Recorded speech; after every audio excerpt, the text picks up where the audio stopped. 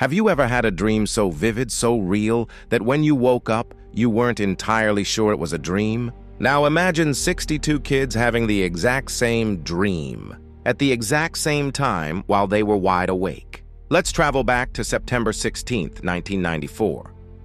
The scene is the Ariel School, just outside Rua, Zimbabwe.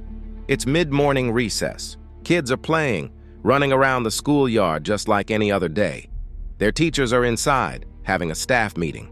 The playground is buzzing with energy. Suddenly, the noise of the playground fades. Kids stop in their tracks, their eyes all drawn to the sky.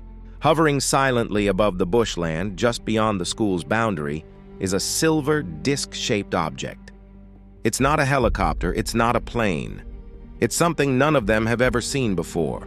The craft descends, landing softly in the rough, grassy field. The kids, a mix of awe and fear, watch as a ramp opens. And then, a figure emerges. It's small, about the height of a child, with a thin neck, long black hair, and massive, dark, captivating eyes. It's not human. Some of the younger children start to cry, terrified by the strange being. The figure seems to notice their fear. It doesn't speak, but it doesn't need to. The children later described a powerful telepathic communication. They received messages, not in words, but in images and feelings.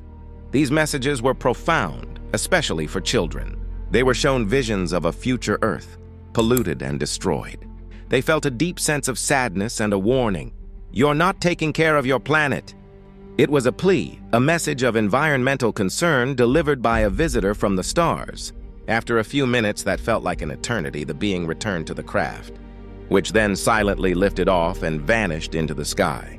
The children rushed to tell their teachers, but at first, no one believed them.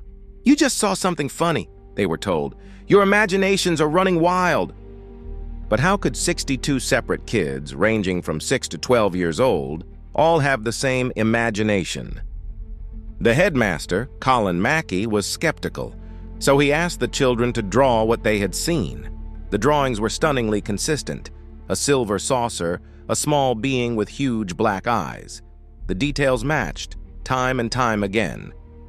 A Harvard psychiatrist, Dr. John Mack, flew to Zimbabwe to investigate.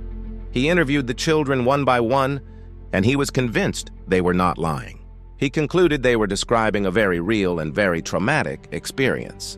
To this day, decades later, those children, now adults, stand by their story. Their accounts haven't wavered. So what really happened that day at the Ariel School? Was it a mass hallucination? An elaborate prank? Or did 62 children witness something truly extraordinary, receiving a message that's more relevant today than ever before? It remains one of the most compelling and credible UFO encounters in history, not because of blurry photos, but because of the unwavering testimony of 62 young minds forever changed.